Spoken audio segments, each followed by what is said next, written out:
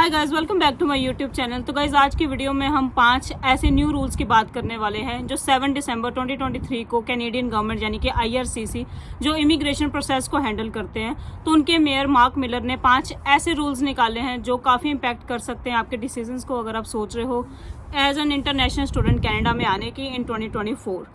तो ये जो 5 नए रूल्स निकाले गए हैं जो आप मेरी स्क्रीन पे देख सकते हो, आज इन 5 रूल्स के बारे में हम डिस्कस करेंगे इस वीडियो में डिटेल में, और आपको मैं बताऊंगी कैसे वो आपके डिसीजन को इफेक्ट कर सकते हैं अगर आप सोच रहे हो कनाडा में एज एन इंटरनेशनल स्टूडेंट आने की, या फिर आप कनाडा में ही रहते हो, क्योंकि कुछ रूल्स उनसे भी रिलेटेड है। तो जो भी कनाडा की जो भी इस वक्त फाइनेंशियल सिचुएशन है उसके बारे में आपने काफ़ी न्यूज़ चैनल्स में या काफ़ी जगह पे आपने पढ़ाई होगा, या फिर जो लोग यहाँ पे रहते हैं, अगर मैं अपनी भी बात करूँ तो मैं खुद भी कहीं ना कहीं इस चीज़ से एग्री करूँगी कि काफ़ी ऐसे न्यू चेंजेस हैं जो आफ्टर कोविड पैंडेमिक यहाँ पे हुए हैं। तो कहीं ना कहीं ये कुछ ऐसे रूल्स हैं जो शायद ज़रूरी भी थे इंटरनेशनल स्टूडेंट्स के लिए, और कई लोगों को ऐसा लग रहा है कि जो 5 रूल निकले हैं ये टोटली अगेंस्ट जाएंगे उनके, या फिर ये टोटली उनके फेवर में नहीं है। बट ऐसा नहीं है, कुछ रूल ऐसे भी हैं जो काफ़ी आपको फेवरेबल भी हो सकते हैं। तो हम दोनों के बैड इम्पैक्ट और जो भी नेगेटिव इम्पैक्ट है आज इस वीडियो में हम सारे डिस्कस करने वाले हैं। सबसे पहले हम स्टार्ट करेंगे जो फर्स्ट रूल निकाला है जो काफ़ी इम्पैक्टफुल है और जिसका काफ़ी आप पे असर पड़ने वाला है आपकी फाइनेंशियल सिचुएशन पे। तो वो जो फर्स्ट रूल है वो है GIC। तो पहले हम समझेंगे GIC क्या होती है। एक ऐसी अमाउंट है जो आपको अपने बैंक में डिपॉजिट करवानी पड़ती है। आपको एक अकाउंट खुलवाना पड़ता है एक कैनेडियन बैंक में, और वहाँ पे आप अपनी सारी अमाउंट जो कि थी अब तक $10,000 आपको एज अ सिक्योरिटी देनी पड़ती है, और वो इवेंचुअली पर मंथ डिवाइड होके आपके पास वापस आ सकती है। तो 2000 से लेके 2023 तक इसमें कोई चेंज नहीं था, जो कि अमाउंट थी सिर्फ कैनेडियन डॉलर 10,000। तो अगर आप इंटरनेशनल इंडियन करेंसी में से कन्वर्ट करो तो बनती है सिर्फ 6 लाख रुपए। बट अब उसको बिल्कुल डबल कर दिया गया है। डबल यानी कि अब वो है 20,635, जो कि पड़ जाएगा आपको अप्रोक्सीमेटली 12.5 लाख के करीब। तो आप देख सकते हो एक बड़ा डिसीजन जो आपके फंड्स को काफ़ी इफेक्ट करेगा। 6 लाख से आपको सीधा 12.5 लाख अब देना पड़ेगा। तो ये GIC एक्चुअली होता क्या है, ये आपकी एक फाइनेंशियल सिक्योरिटी होती है। तो जो हमारी GIC की अमाउंट होती है वो कैलकुलेट करी जाती है according to low income cut off. Low income cut off यानी कि कितनी मिनिमम अमाउंट आपके पास होनी चाहिए कनाडा में सर्वाइव करने के लिए, अपने मंथली एक्सपेंसेस को मीट करने के लिए। तो उन्होंने जो फाइनेंशियल रिक्वायरमेंट को डबल करा है उसका बेसिकली रीज़न, और जो उसका रीज़न है तो वो यही है क्योंकि कनाडा में इन्फ्लेशन बहुत ज़्यादा हो चुकी है। और सिर्फ कनाडा में नहीं, अगर मैं बात करूँ, अगर जहाँ से भी आप वीडियो देख रहे हो, इंडिया से देख रहे हो, US अमेरिका, हर जगह पर इन्फ्लेशन ने काफ़ी इम्पैक्ट करा है, स्पेशली आफ्टर कोविड। तो जो लो इनकम कट ऑफ थी उसके कंपेरेटिवली गवर्नमेंट ऑफ कनाडा ने डिसाइड करा है कि कम से कम 20,635 जो भी अमाउंट है वो मिनिमम आपके पास होने चाहिए, ताकि मंथली एक्सपेंसेस जो भी कनाडा के आप उससे सर्वाइव कर सको।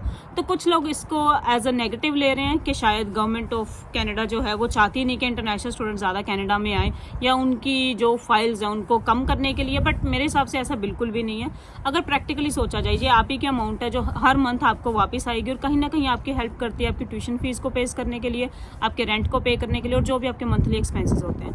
तो अगर आपके पास 20,000 होगा, you will feel more comfortable. इसके अलावा पॉलिसी में उन्होंने ये भी मेंशन करा है कि ये जो लो इनकम कट ऑफ है यानी कि LICO है वो हर साल एनुअली अपडेट होती रहेगी। तो इससे हम ये भी सोच सकते हैं कि हर साल हो सकता है कि GIC का अमाउंट जो है वो कंसिस्टेंट ना रहेगी, हर साल चेंज होती रहे। तो अगर अब 20,635 है तो हो सकता है वो उसको बढ़ा भी सकते हैं, और अगर इन्फ्लेशन पे थोड़ा कंट्रोल है, मार्केट की इकोनॉमी जो है वो ज़्यादा बेटर हुई तो वो उसको रिड्यूस भी कर सकते हैं। तो ये हर साल एनुअली अपडेट होती रहेगी, ऐसा कहना है हमारे मिनिस्टर मार्क मिलर का। तो ये था सबसे बड़ा चेंज जो उन्होंने इंट्रोड्यूस करा। जो GIC की जो भी अमाउंट उन्होंने इंट्रोड्यूस करी है वो एप्लीकेबल है 1 जनवरी 2024। तो अगर आपकी फाइल उससे पहले लग चुकी है तो मैं यही एडवाइस करूंगी कि आप लोग ज़्यादा वेट ना करें। अगर आपके पास ऑफर लेटर है तो अपने वीज़े की तरफ आप फटाफट प्रोसेसिंग अपनी स्टार्ट करें, ना कि वेट करके किसी और कॉलेज की ऑफर लेटर के लिए, या बिल्कुल भी अपना टाइम वेस्ट ना करें, क्योंकि 20,000 एक बहुत बड़ी अमाउंट है। अगर मैं अपने से रिलेट करूँ, अगर 4 साल पहले जब मैं आई थी 10,000, अगर उस टाइम पर 20,000 होता तो शायद मैं भी अफोर्ड ना कर पाती इतने पैसे एकदम से डिपॉजिट करवाने के लिए। हालांकि वो मेरे ही पैसे हैं, मुझे हर मंथ उसका रिटर्न आएगा, बट एकदम से इतना पैसा गवर्नमेंट को अपने बैंक अकाउंट में शो करना, ऊपर से अपने टिकट्स का एक्सपेंसेस, ट्यूशन फीस का एक्सपेंसेस, तो शायद काफ़ी आप एक डाउनफॉल देख सकते हो जो न्यू फाइल्स एप्लीकेशन लगेंगे। क्योंकि मुझे पर्सनली ऐसा नहीं लगता कि हर बंदा इतने पैसे अफोर्ड कर सकता है। और वैसे भी जैसे कि कनाडा की सिचुएशन है, जैसे कि जॉब नहीं है, लोगों को काफ़ी स्ट्रगल करना पड़ रहा है, बिल्कुल भी जॉब्स अवेलेबल इतनी ज़्यादा नहीं है। तो जो सितंबर 2023 में फाइन्स लगी उसमें ऑलरेडी 40% जो एप्लीकेशन थी वो ड्रॉप हुई हैं। तो इससे आप देख सकते हो कि काफ़ी कम एप्लीकेशंस ऑलरेडी आ रही हैं। और अब जो GIC का एक न्यू रूल निकला है जिसमें उन्होंने डबल कर दिया अमाउंट, तो हो सकता है 2024 में इससे भी ज़्यादा फाइल ड्रॉप आउट हो और एक काफ़ी डाउनफॉल देखने को मिल सकता है जो भी इंटरनेशनल स्टूडेंट अपनी फाइल्स और अपने वीज़ा कनाडा के लिए लगा रहे हैं। उसके बाद हम बात करेंगे अपनी सेकंड सबसे बड़ी अपडेट की, जो कि है regarding the full time status. अगर आप एज एन इंटरनेशनल स्टूडेंट हो या वर्क परमिट में हो तो उन्हें जो एक बैरियर होता था कि आप 20 घंटे से ज़्यादा काम नहीं कर सकते, वो बैरियर को उन्होंने रिमूव कर दिया। अब आप ऑफिशियली 40 घंटे अपने सिन पे, यानी कि ऑफिशियल गवर्नमेंट की नज़रों में 40 घंटे या उससे ज़्यादा काम कर सकते हो, विच इज़ वेरी हेल्पफुल। और ये जो 20 आवर पर वीक की लिमिट है उसको एक्सटेंड कर दिया गया है अप्रैल 30, 2024, यानी कि 30 अप्रैल तक आप फुल टाइम स्टेटस पे पार्ट टाइम ना हो के अपनी फुल टाइम जॉब कर सकते हो। चाहे आप एक इंटरनेशनल स्टूडेंट हो तो उसके लिए आपको अपने वर्क परमिट की वेट नहीं करनी। ये एक विन विन सिचुएशन है उन लोगों के लिए जो इस वक्त कनाडा में हैं, क्योंकि इसका एक नेगेटिव इम्पैक्ट पड़ेगा उन स्टूडेंट्स के लिए जो 2024 में कनाडा में आ रहे हैं। जो वर्क परमिट में लोग हैं या फिर जो स्टूडेंट हैं उनमें कोई डिफरेंस नहीं है, हर कोई फुल टाइम कर रहा है। तो कहीं ना कहीं जो न्यू कमर्स हैं उनके लिए ये काफ़ी डिफिकल्ट होएगा उनसे कम्पीट करना और अपने लिए एक नई जॉब ढूंढना। उसके अलावा एक अपडेट आई है उन स्टूडेंट्स के लिए जो कर रहे थे अपनी डिस्टेंस लर्निंग यानी कि आप ऑनलाइन क्लासेस ले रहे थे बिकॉज ऑफ कोविड। जब कोविड के टाइम पे सब कुछ बंद हो गया था तो एक टेम्परेरी पॉलिसी लॉन्च करी गई थी और उसमें गवर्नमेंट ने कहा था कि अगर आप अपनी डिस्टेंस लर्निंग इंडिया से कर रहे हो तो कहीं ना कहीं वो जो सारा एक्सपीरियंस है वो काउंट होगा आपके वर्क परमिट के। आपको still post graduate work permit जो था वो 1 साल का करेगा। अगर आपकी 1 साल की स्टडी थी तो 1 साल का, अगर आपकी 2 साल की थी तो 3 साल का वर्क परमिट इधर। इसके अलावा एक 18 मंथ की पॉलिसी भी उन्होंने टेम्परेरी लॉन्च करी थी कि अगर आपका वर्क परमिट एक्सपायर हो रहा है, अगर आप कनाडा में हो तो आप 18 मंथ की एडिशनल एक एक्सटेंशन ले सकते हो। तो वो पॉलिसी को भी उन्होंने कहीं ना कहीं बंद कर दिया। तो ये जितने भी मेजर्स लिए गए थे, जैसे कि डिस्टेंस लर्निंग के लिए गए थे या फिर जो 40 आवर्स के लिए गए थे, ये सारे लिए गए थे बिकॉज ऑफ कोविड। तो जैसे जैसे कोविड की सिचुएशन अब ख़त्म हो रही है तो वो सारे जो भी रूल्स थे वो उनको सब वापस ले रहे हैं। तो अगर सितंबर 2024 ऑन और आफ्टर जो भी आपका एक्सपीरियंस होएगा डिस्टेंस लर्निंग से वो काउंट नहीं करा जाएगा। तो अगर आप अपनी न्यू एप्लीकेशंस लगा रहे हो उसमें अगर आपको ऑनलाइन ऑप्शन, मेरे हिसाब से अब तक तो बंद ही हो गए होंगे, लेकिन अभी भी आपको वो ऑप्शन शो हो रहा है कि आप इंडिया से बैठे ही अपनी ऑनलाइन क्लासेस ले सकते हो, तो अवॉइड करें उस चीज़ को, ऐसी क्लासेस मत ले। हो सकता है वो आपका जो एजुकेशन का एक्सपीरियंस है वो उसको काउंट ना करे या फिर आपको वर्क परमिट में दिक्कत आए तो हो सके फिजिकल जो क्लासेस हैं उसको ही प्रेफरेंस दें, ऑनलाइन क्लासेस को प्रेफरेंस ना दें। तो गाइस ये थी कनाडा गवर्नमेंट की जो न्यू लेटेस्ट अपडेट आई थी IRCC की तरफ से। अब इसके पॉजिटिव इम्पैक्ट्स भी हैं, कहीं ना कहीं थोड़े नेगेटिव इम्पैक्ट्स भी हैं। नेगेटिव इम्पैक्ट्स हैं न्यू कमर्स के लिए मेरे पॉइंट ऑफ व्यू से, क्योंकि अगर आप कनाडा में आने की सोच रहे हो तो आपको कम से कम 20,000 तो GIC के लिए चाहिए। उसके अलावा आपको चाहिए 10,000 आपके ट्यूशन फीस के लिए। उसके बाद आपके ट्रैवलिंग के जो एक्सपेंसेस होंगे, जो आपकी शॉपिंग के एक्सपेंसेस हो गए, तो कुल मिला के कहीं ना कहीं 20, 25, 30 लाख तो आपके पास होना चाहिए अगर आप सोच रहे हो कनाडा में एज एन इंटरनेशनल स्टूडेंट आने की। तो मेरे पॉइंट ऑफ व्यू से अगर आप इतने पैसे लगा के इंडिया में भी कहीं ना कहीं कोई ना कोई अपॉर्चुनिटी ढूंढ के अपना एक स्टार्टअप स्टार्ट कर सकते हो तो मेरे हिसाब से वो ज़्यादा बेनिफिशियल। और इतने पैसे लगा के आपको कम्पीट करना पड़ेगा जो यहाँ के वर्क परमिट पे हैं या ऑलरेडी जो इंटरनेशनल स्टूडेंट अपने क्लासेस के साथ साथ फुल टाइम जॉब कर रहे हैं। जॉब की आपने ऑलरेडी काफ़ी न्यूज़ कनाडा की सुनी होगी कि यहाँ पे काफ़ी दिक्कत आ रही है, लोगों को काम नहीं मिल रहा या फिर लोगों के पास रेंट इतने ज़्यादा है। मैंने रेंट के ऊपर एक वीडियो बनाई थी गाइस, आप उसको भी देखो ज़रूर जाके, तो आपको पता लगेगा कैसा घर आपको कितने रेंट तक मिलता है। उससे आप आइडिया लगा सकते हो कि आपके मंथली एक्सपेंसेस कितने होंगे। मैंने ग्रोसरी के ऊपर भी एक वीडियो बनाई थी।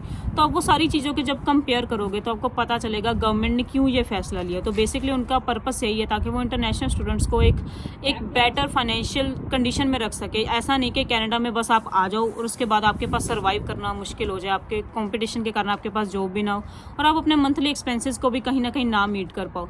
तो जो GIC उन्होंने इंक्रीज़ करी है इतने सालों बाद उन्होंने ये फैसला लिया। 2000 से 10,000 ही थी 2023 में, अगर उन्होंने ये डबल करने का फैसला लिया और ये भी नहीं कि थोड़ा इंक्रीज, सीधा उन्होंने डबल करा, तो कहीं ना कहीं उसका रीज़न यही है ताकि वो इंटरनेशनल स्टूडेंट्स को एक बेटर कंडीशन में देखना चाहते हैं। वो चाहते हैं कि यहाँ पे आके बच्चों को स्ट्रगल ना करना पड़े। हाँ, यहाँ पे कैनेडियन गवर्नमेंट का भी थोड़ा सा बेनिफिट है, कहीं ना कहीं इतने मिलियंस बिलियंस एप्लीकेशंस आती हैं और हर अगर स्टूडेंट अपने 20,000 कैनेडियन गवर्नमेंट को देता है 1 साल रखने के लिए, तो आप सोच सकते हो कहीं ना कहीं बैंक्स का इसमें बहुत ज़्यादा बेनिफिट है।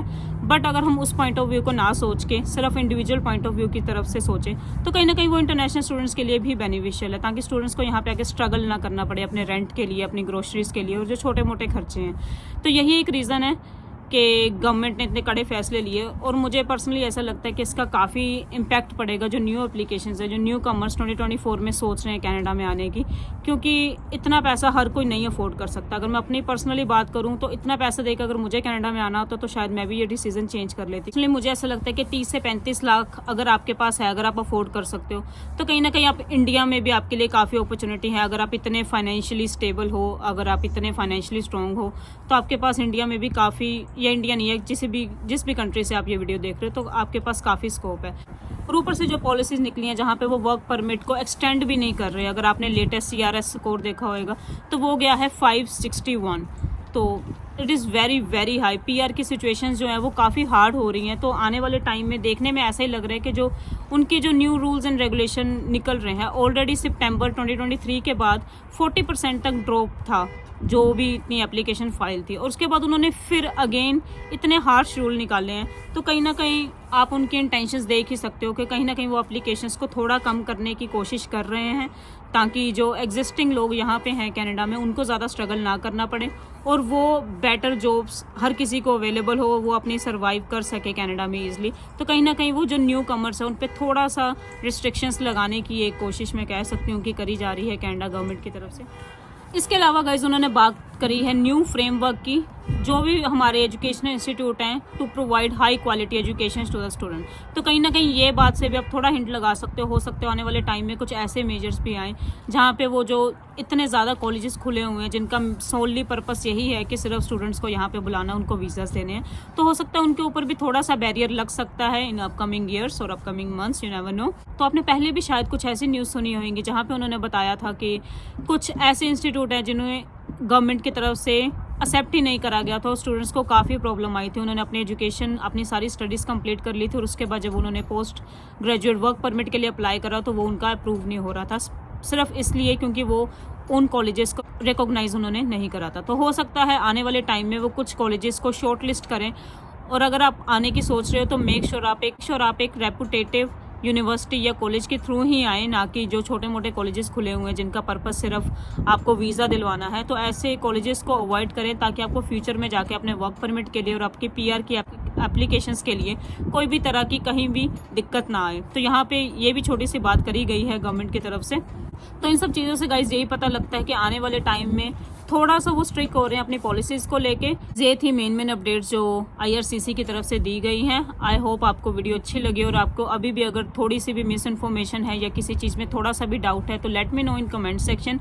आई try to clarify all your doubts. और अगर कोई भी दिक्कत है, कोई भी क्वेश्चन, आप मुझे कमेंट सेक्शन में बताएं। मैं कोशिश करूँगी उसके ऊपर एक अलग से वीडियो बनाऊँ जहाँ पे मैं आपके सबके सारे डाउट्स जो हैं, जो भी न्यू रूल्स आए हैं उसको लेके क्लियर कर सकूँ। आई होप आपको आज की वीडियो अच्छी लगी हो गाइज। अगर आपको वीडियो अच्छी लगी तो वीडियो को लाइक ज़रूर करना, कमेंट करके बताना जो भी आपके डाउट्स है, जो भी आपका इस पे क्या थॉट है कि क्या एक ये पॉजिटिव डेवलपमेंट की तरफ जा रहा है या फिर ये एक नेगेटिव इफेक्ट इसका ज़्यादा देखने को मिलेगा जो भी इनकमिंग हमारे न्यू कमर्स हैं या फिर जो भी न्यू फाइल्स एप्लीकेशंस आ रही हैं कनाडा के लिए। तो मुझे कमेंट सेक्शन में ज़रूर बताना। I will see you in the next video. Thanks for watching guys. Channel को सब्सक्राइब करना मत भूलें। Thanks for watching.